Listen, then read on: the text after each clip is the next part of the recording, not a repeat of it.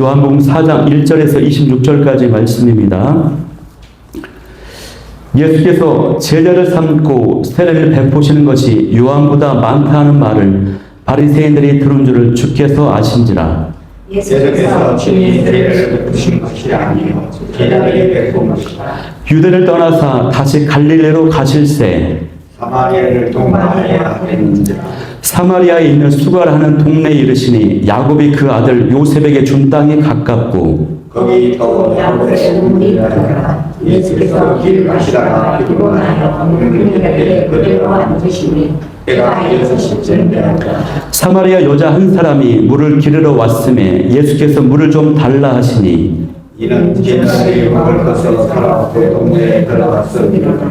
사마리아 여자가 이르되 당신은 유대인으로서 어찌하여 사마리아 여자인 나에게 물을 달라 하나이까 하니 이는 유대인이 사마리아인과 상종하지 아니함이로라. 예수께서 대답하여 이르시되 내가 만일 하나님의 선물과 또 내게 물 좀 달라 하는 이가 누구인지를 알았다면 내가 그에게로 가서 드시고 그가 생수를 내게 주었습니다. 여자가 이르되 주여 물 기를 그릇도 없고 이 우물은 깊은데 어디서 당신이 그 생수를 얻겠사옵나이까.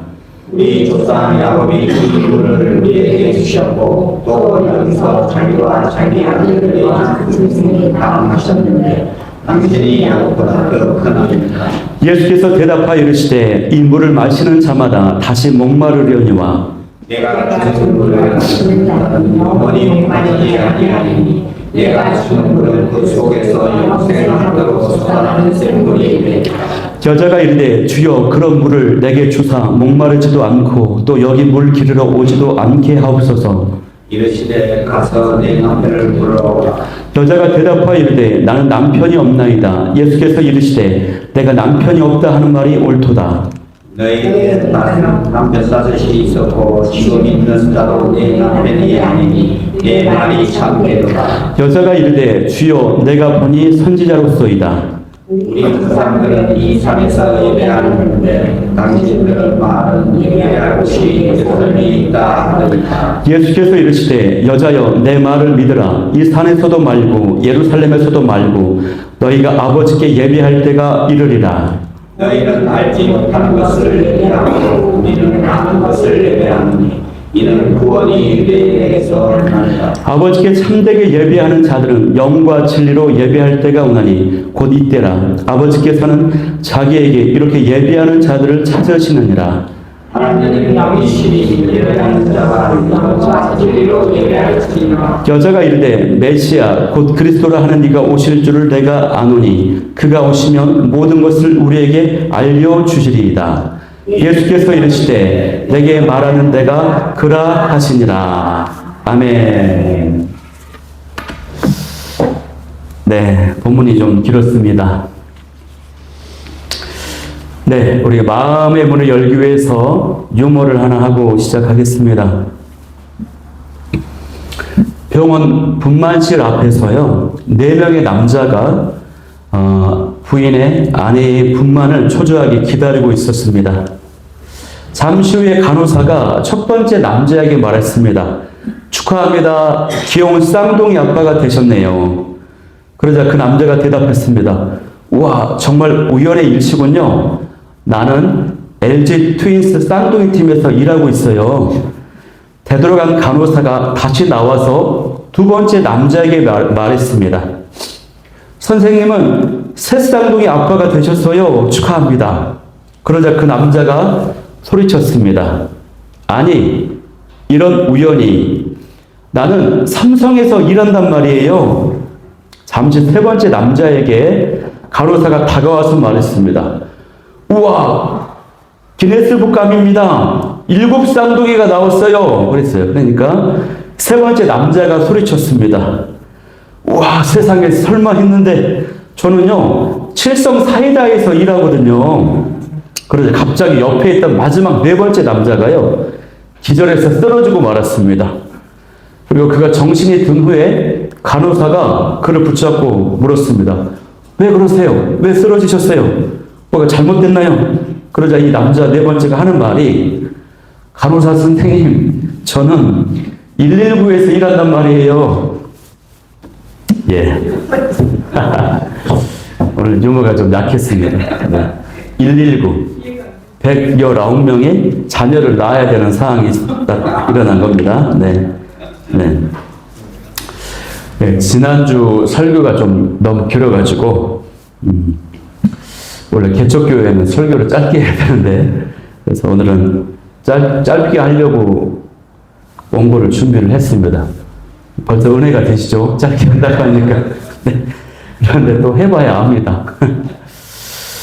네, 할렐루야.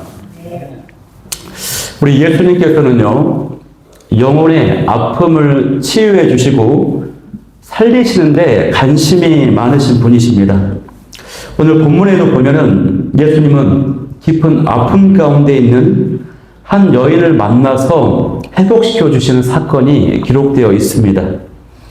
이 여인은요, 사마리아 땅의 수가라고 하는 동네에 살고 있는 여인이었습니다.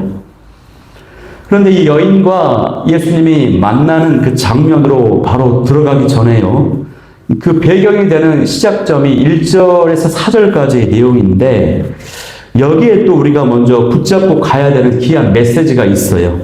그것은요, 예수님께서는 어떤 상황이 벌어지면 거기에는 하나님의 뜻이 있다라고 하는 것을 아시고 순순히 인도함을 받으신다라고 하는 사실입니다.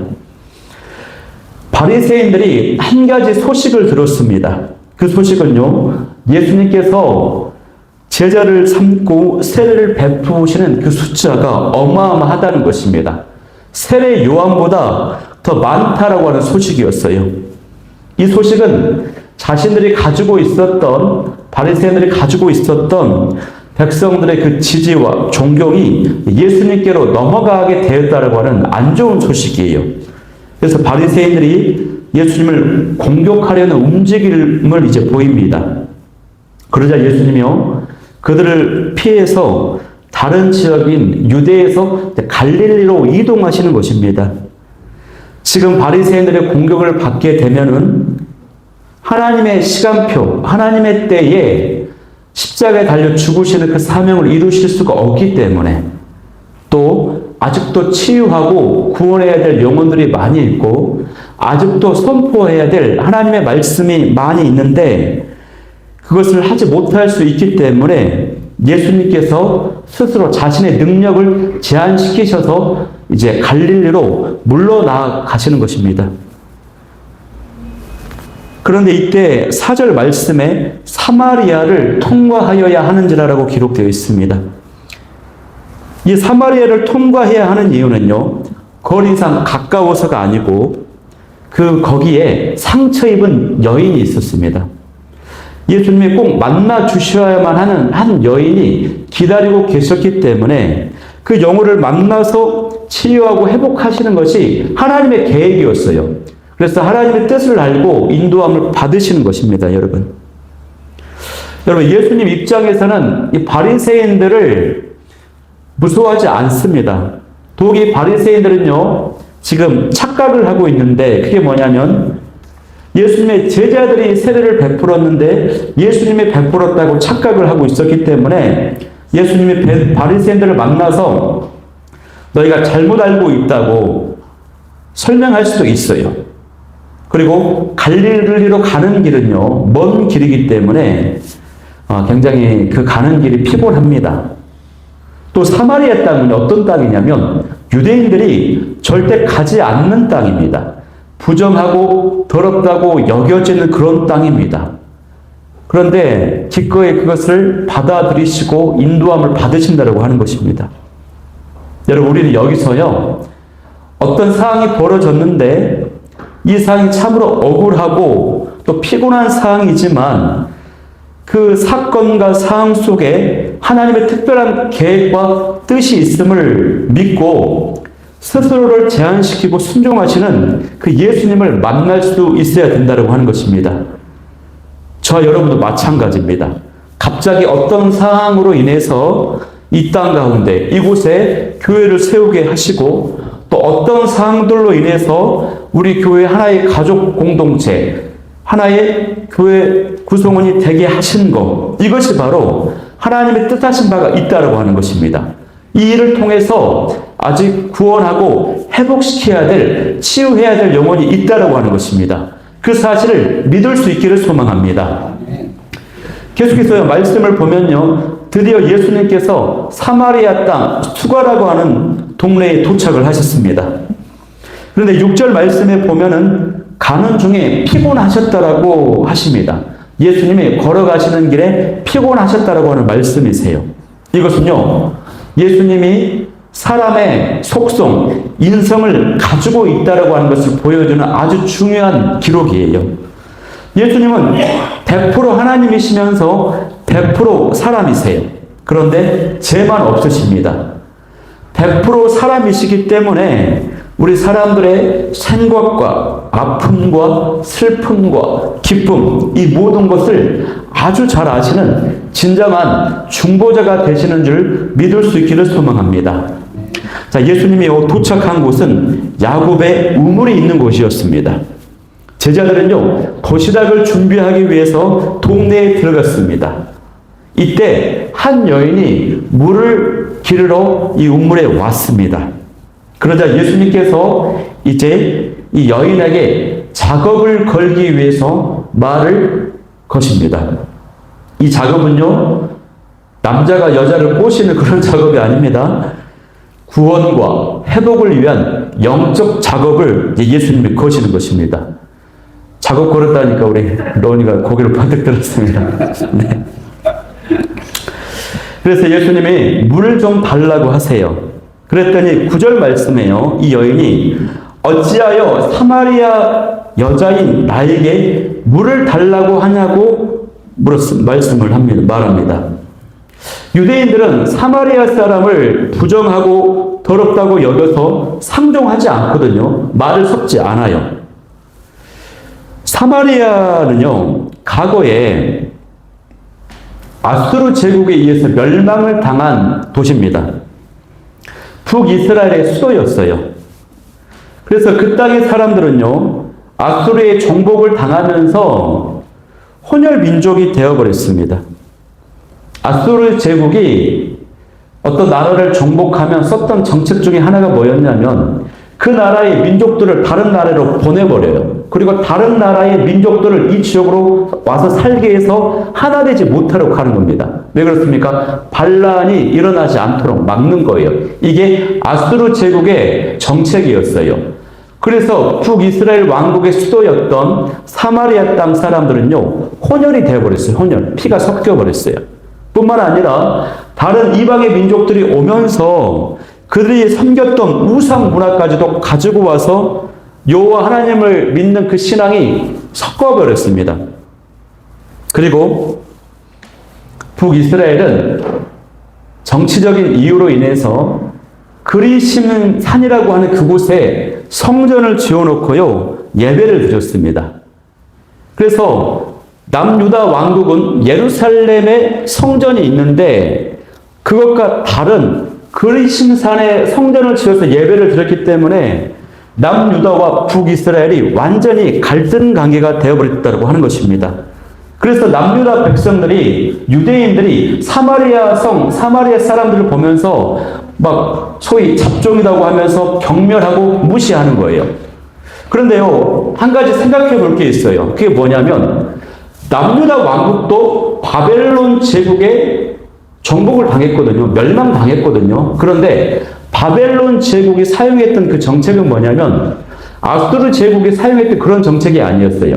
바벨론 제국의 정책은 어떤 나라를 정복하면 그 나라의 엘리트들, 지도자들, 기술자들을 잡아다가 자기 나라로 데리고 갑니다. 바벨론으로. 그래서 자기 나라가 더 부강해지도록, 더 강력한 나라가 되도록 그 인재들을 인재로 삼는 거예요.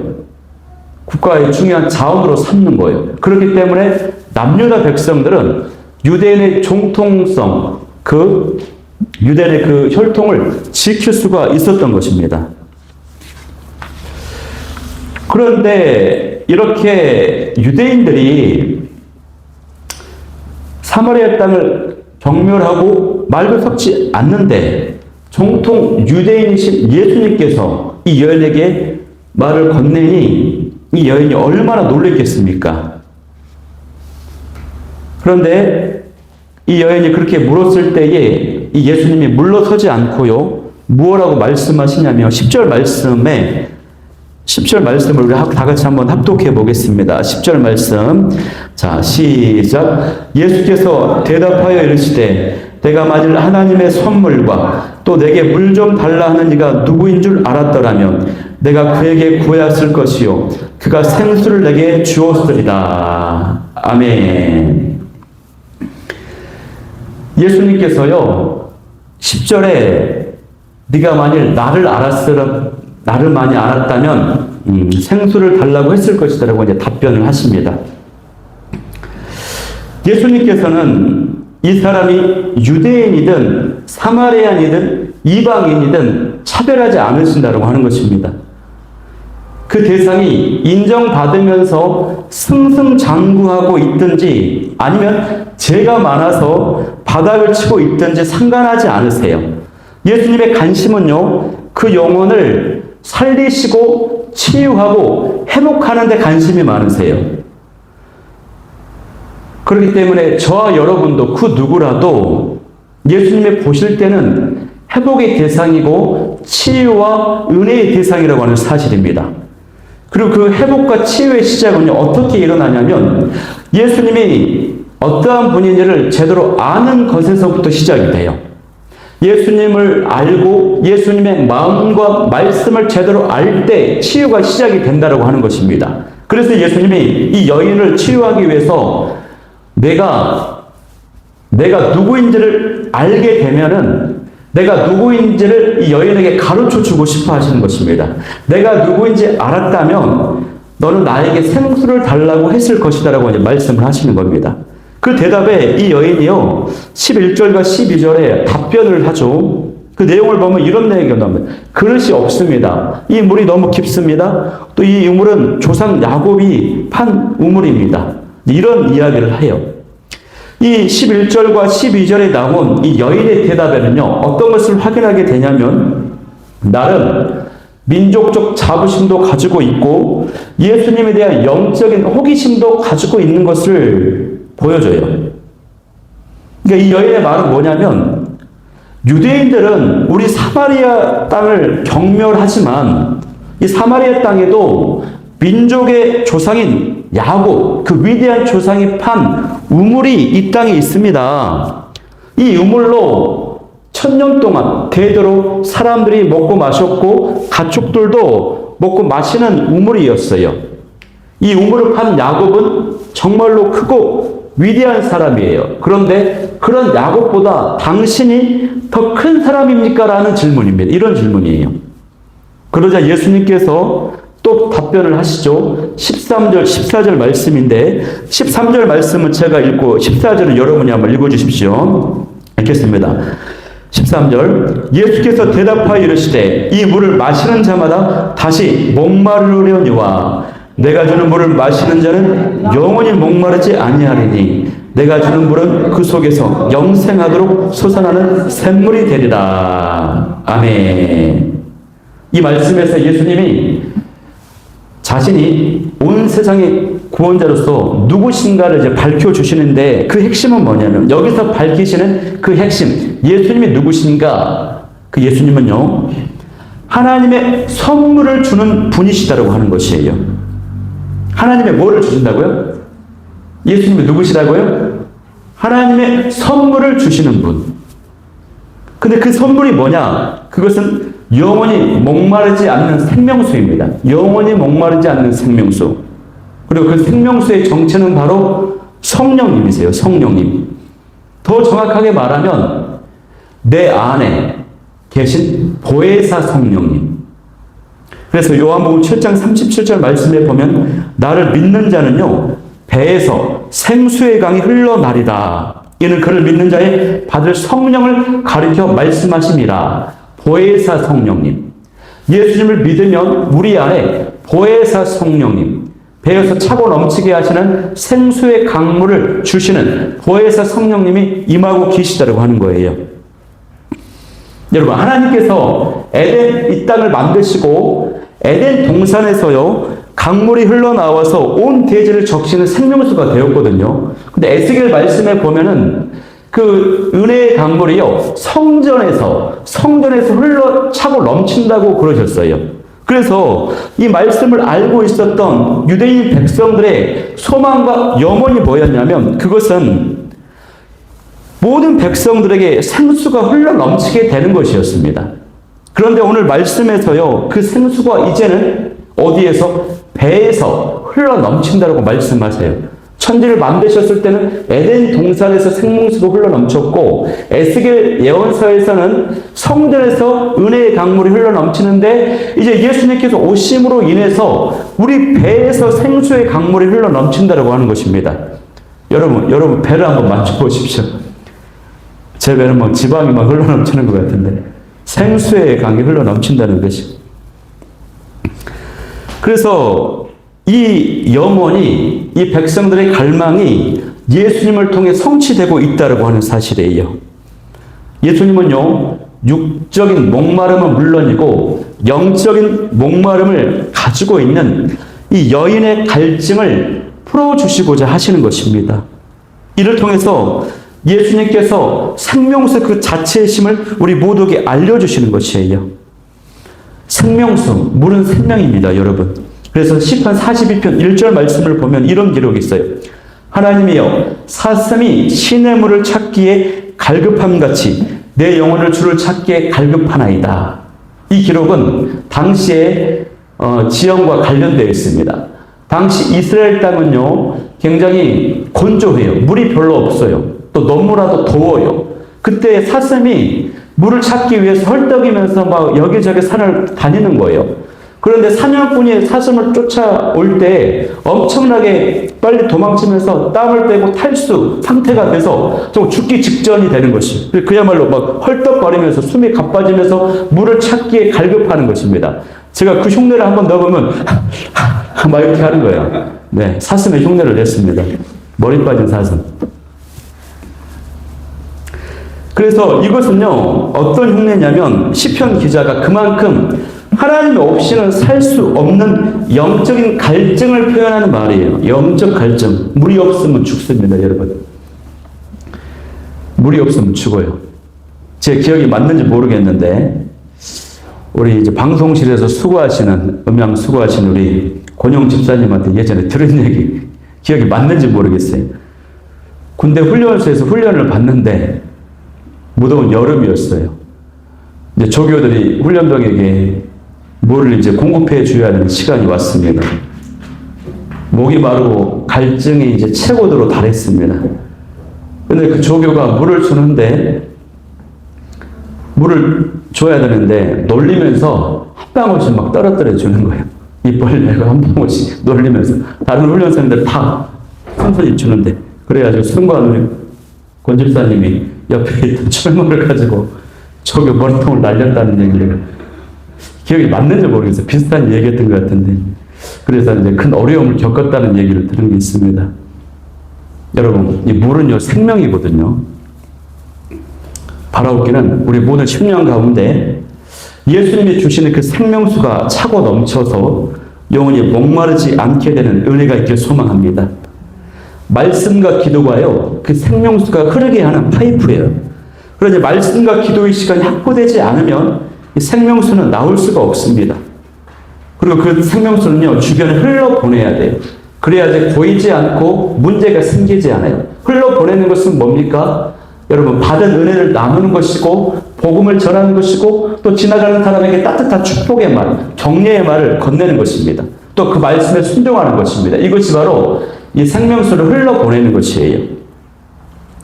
자, 그렇다면 이제 본문으로 들어와서 이제부터가 진짜 중요한데, 여러분, 그렇다면 이 수가성 여인은 도대체 어떤 여인이었을까요? 이 정체가 어떤 여인이었길래 예수님이 그녀를 친히 만나 주셨을까요? 우리가 이 본문을 보면서 이 여인의 정체를 제대로 이해하는 것이 굉장히 중요합니다. 여러분, 이 여인은요, 18절 말씀을 보면은 남편 5이 있었다고 나와요. 남편이 5이 있었다. 그리고 또 지금은 다른 남자와 살고 있다고 나와 있어요. 그래서 얼핏 생각하면요, 이 여인이 이 남자 저 남자 만나면서 도덕적으로 타락하고 성적으로도 물론하고 아주 문제가 많은 여인이었구나, 죄가 많은 여인이었구나라고 생각할 수가 있습니다. 그런데 우리 본문을 신중하게 접근할 필요가 있습니다.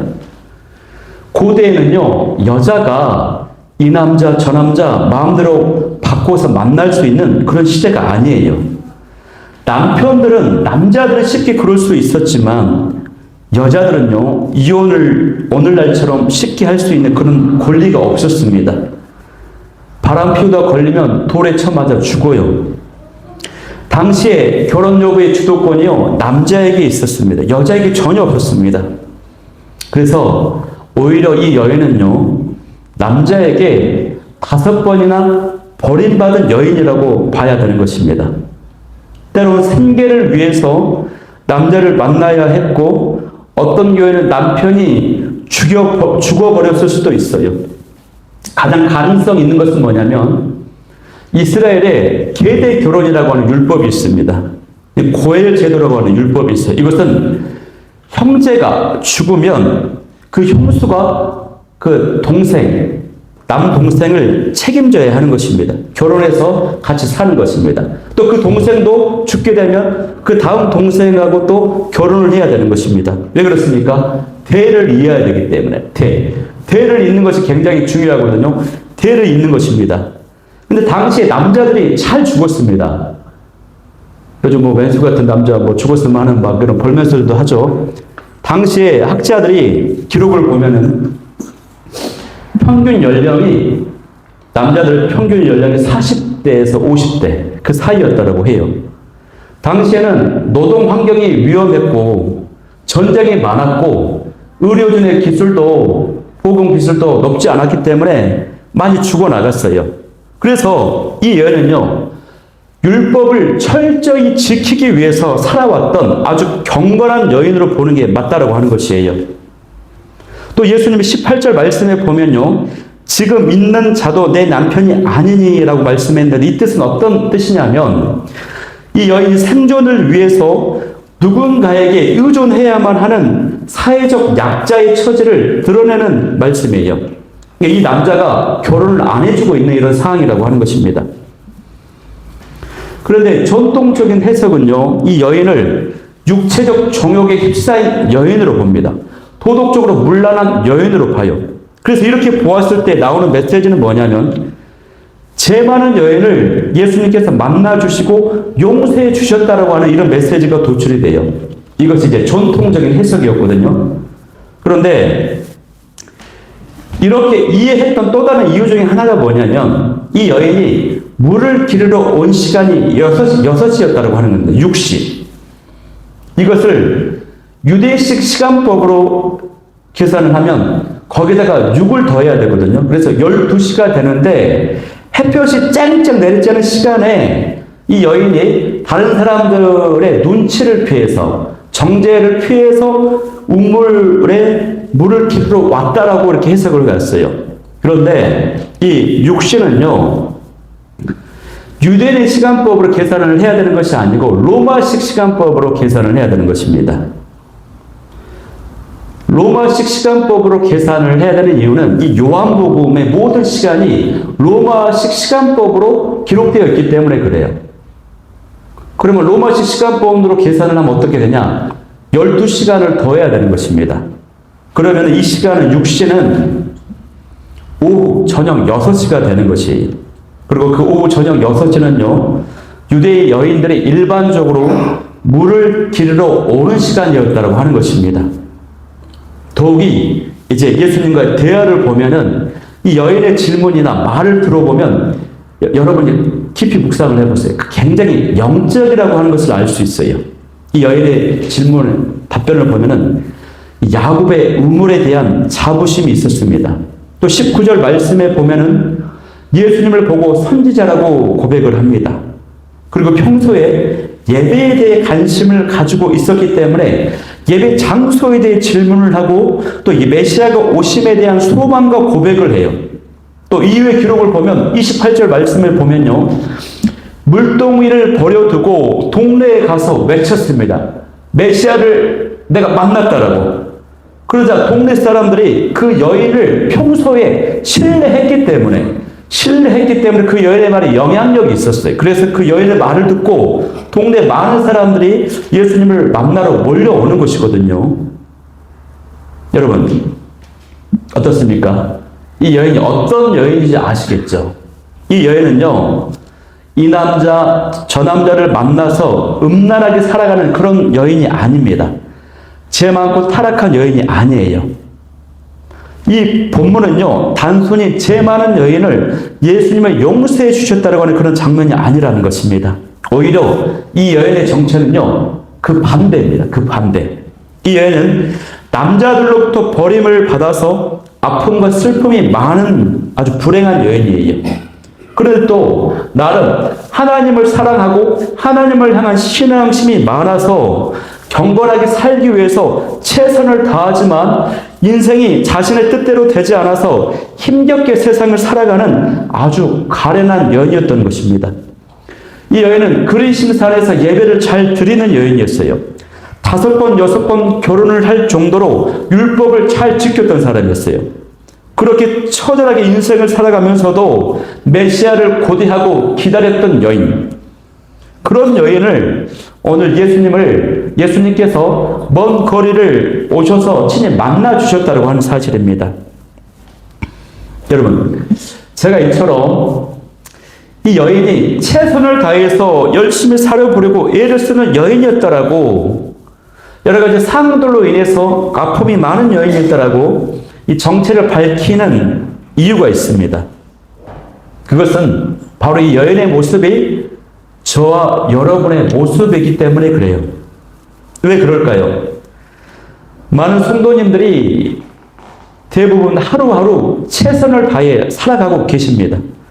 그런데 아픔과 어려움이 많아요. 하나님도 잘 알고 예수님도 잘 믿고 있습니다. 예배도 잘 드리고 있고요. 말씀도 보고 기도 생활도 하면서 신앙생활을 해 나가요. 그런데 여전히 알 수 없는 이 갈증과 타는 목마름이 있습니다. 예를 쓰는데 방법을 참 모르겠어요. 만족할 만큼 삶이 풀리지가 않습니다. 그리고 인생에 이 무거운 물동이를 이고 그저 하루하루 살아가고 있다는 것을 느끼게 되는 것이에요. 제가 예전에요, 이 여인이 죄인으로 이해되었을 때는 별로 감동이 없었어요. 그런데 이 여인이 최선을 다해서 살려고 몸부림쳤던 여인이었다고 하는 이 정체를 알고 나서 큰 위로와 은혜가 되었던 때가 있었습니다. 대학원생 시절에 제가 상가 2층에 아주 작은 교회를 섬겼거든요. 그때 교회 청년이 거의 저 혼자였어요. 3명이었는데 그 남자 1명, 여자 1명. 근데 이 남자, 여자를 둘이 사귀는 사이. 나 혼자. 제가 얼마나 외로웠겠습니까? 예수님께서 그때 이제 그 교회를 섬기면서 주일학교 교사도 하고 교회 청소도 하고 예배팀 막 미디어 음향 이런 것들을 막 섬기는 것입니다.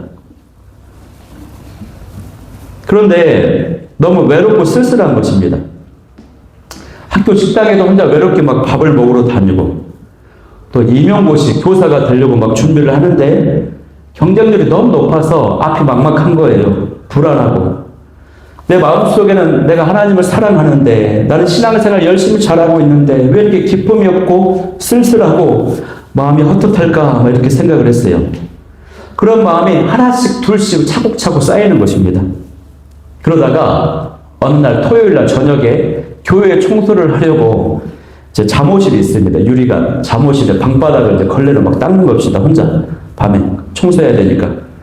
그러다가 닦다가 막 눈물이 터져 나오는 거예요. 너무 서러워가지고. 그런데 이 여인이 최선을 다해 살아가는 이 여인의 정체라는 것을 알게 되면서요. 이 여인의 모습이 제 모습처럼 느껴진 것입니다. 그런데 그런 여인의 마음을 아시고 예수님이 친히 찾아와 주셔서 만나 주셨다고 하는 사실이에요. 그게 얼마나 그 위로와 감격이 되었는지 몰라요. 아, 예수님께서는 나의 상황을 다 알고 계시는구나. 예수님이 언젠가는 나를 만나주시고 나에게 더 큰 기쁨을 주시겠구나.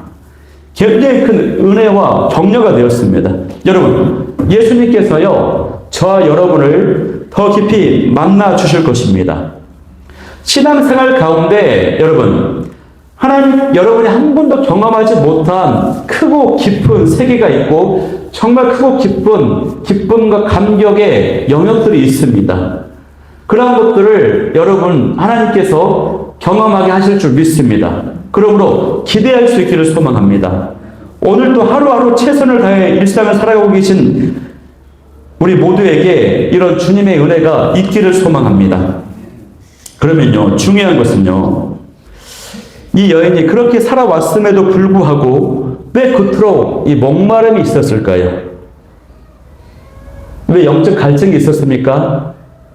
그 이유를 예수님이 이제 가르쳐 주십니다. 세 가지로 이제 짧게 정리하고 마치겠는데요. 첫 번째는요, 이 여인에게 있어서 형식적인 열심이 있었지만 하나님과 인격적인 관계가 없었기 때문이에요. 예수님 오늘 21절 말씀에 보면은 이렇게 말씀하십니다. 예수께서 이르시되 여자여 내 말을 믿으라. 이 산에서도 말고 예루살렘에서도 말고 너희가 아버지께 예배할 때가 이르리라 말씀하셨습니다. 이 사마리아 여인은요, 예배를 어디에서 드리느냐에 관심이 많았어요. 장소에 관심이 많았다는 것입니다. 이것은 예배의 형식이나 습관에 초점을 두었다는 것이에요. 그러나 예수님은 예배의 그 본질은 장소가 아니라 대상이라고 말씀하고 있습니다. 기독교의 신앙은 인격적인 교제용 관계입니다. 여러분, 교제가 오는 것은 어떤 것과 같냐면요, 내가 누군가에게 전화를 딱 걸었어요. 전화를 걸었는데 아무 말도 하지 않는 것과 똑같아요. 이게 교제가 없는 것입니다. 교제의 핵심은, 인격적 관계의 핵심은 여러분, 말을 거는 것입니다. 고백하는 것이에요. 근데 어떤 분들은 예배를 드리러 오시면요, 딱 가만히 앉아만 있어요. 입은 딱 닫고. 여기서 보면은 우체국 앞에 있는 빨간 우체통 같아요. 그리고 예배를 드렸다고 생각을 해요. 거기는 인격적인 관계와 교제 없습니다. 여러분, 저와 여러분은 예배를 나와서 참석했다는 것에 만족하지 마시고 내 말과 내 마음이 얼마나 하나님께 전달이 되었을까, 입을 열어서 말하세요. 고백하세요. 그리고 물으십시오. 하나님께. 그리고 또한 나는 그분의 마음과 그분의 뜻을 얼마나 깨닫고 알게 되었는가, 여기에 관심을 갖고 예배에 참여할 수 있길 소망합니다. 이것이 바로 만남이고 교제고 인격적 관계인 것입니다. 이것이 바로 신앙인 것이에요. 두 번째는요, 이 여인에게는 경건의 모습은 있었지만 성령의 내적 역사가 없었기 때문이에요. 14절에서 예수님이 말씀하시죠. 내가 주는 물을 마시는 자는 영원히 목마르지 아니하리니 내가 주는 물은 그 속에서 영생하도록 솟아나는 샘물이 되리라 말씀하셨습니다. 이 여인은요, 율법과 전통을 알고 있었지만 성령의 생명력을 경험하지 못했습니다. 여러분, 공고한 인생의 해답은요, 예수님이 주시는 선물, 바로 성령님께 있습니다. 성령님. 종교적 행위로는 일시적 만족을 주지만 성령의 생수만이 내면 깊은 갈증을 영원히 채웁니다. 여기서 중요한 단어는요, 내가 주는 물입니다. 내가 주는 물. 이 여인은 예수님을 만나기 전에는 이 성령님을 경험하지 못했습니다. 예수님을 만난 이후에 성령님을 경험하게 됩니다.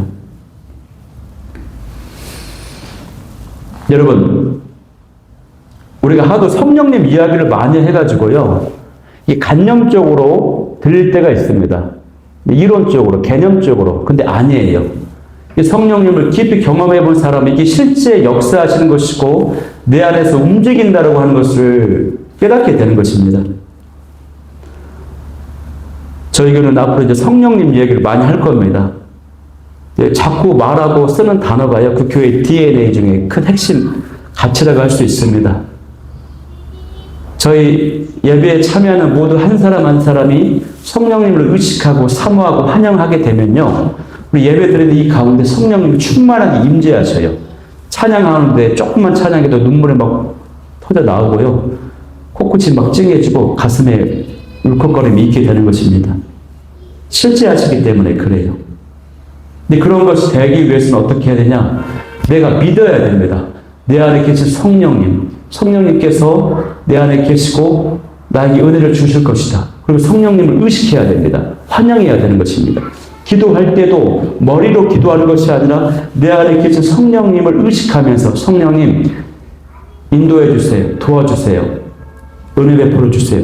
그렇게 의식하고 집중하면서 기도해 보세요. 그러면 우리의 기도와 우리의 심령이 달라진다고 하는 것입니다. 배에서 생명수가 차고 넘치는 은혜가 나타나게 된다고 하는 것입니다. 우리가 하나님과 가까운 만큼 성령님과도 가까워야 되고요. 우리가 예수님과 가까운 만큼 성령님과도 가까워야 되는 것입니다. 마지막 세 번째는요. 예배의 중심이 예수 그리스도가 되어야 되는데 그 사실을 몰랐기 때문에 그리고 그렇게 될 수밖에 없었다고 하는 것이죠. 사마리아 사람들은요. 모세 오경만을 인정했습니다. 그래서 예언서에 나타난 다윗 왕조와 메시아의 오심에 대한 그 기록을 알지 못했어요. 그래서 예수님에 대해서 알지 못했다고 하는 것입니다. 반면에 유대인들은 그 계시를 알고 있었기 때문에 더욱이 예수님의 오심으로 그 계시가 밝히 드러나게 되었습니다. 예수님이 참된 예배는 형식이나 장소가 아니라 영과 진리로 드리는 것이라고 말씀하시거든요. 여기에 이 영은 뭐냐면 성령을 의미하는 것이고 예수님이 임하실 때 임하는 성령님입니다. 이 진리는 또 뭐냐면 단순히 말씀, 거짓이 없는 사실을 말하는 것이 아니고 하나님의 본성이 나타나는 것, 그리고 하나님의 계시가 이루어지는 것을 이 진리라고 하는 것이에요. 이 뜻은 뭐냐면 또 예수 그리스도를 의미하는 것입니다. 제가 조금 복잡하게 설명했는데 영과 진리로 예배를 드려라. 참되게 예배하는 자가 저를 하나님이 찾으신다. 이 뜻은 뭐냐면 예수 그리스도로 예배를 드리라. 예배의 중심, 본질이 예수님이 되어야 된다고 하는 것입니다. 근데 이 여인은 알 수가 없었죠. 사마리아인들은 모세 오경만 믿고 있기 때문에. 그래서 예배의 본질과 중심이 예수 그리스도입니다. 여러분. 우리는요. 예수님의 이름으로 하나님께 예배 드리러 나올 수 있고요. 우리는요. 예수님께서 십자가에 달려 죽으신 그 구원의 은혜 때문에 감격하고 막 찬양을 하는 것이고요. 우리는요. 예수님의 말씀을 받는 것이고요. 우리는 예수님과 연합하기 위해서 예배 가운데 성찬에 참여하는 것이고요. 우리는 예수님의 다시 오심을 소망하며 꿈을 꾸며 갈망하는 것이요. 그리고 우리는 예수 그리스도의 복음을 증거하기 위해서 예배가 끝나면 돌아가서 복음을 증거하는 것입니다.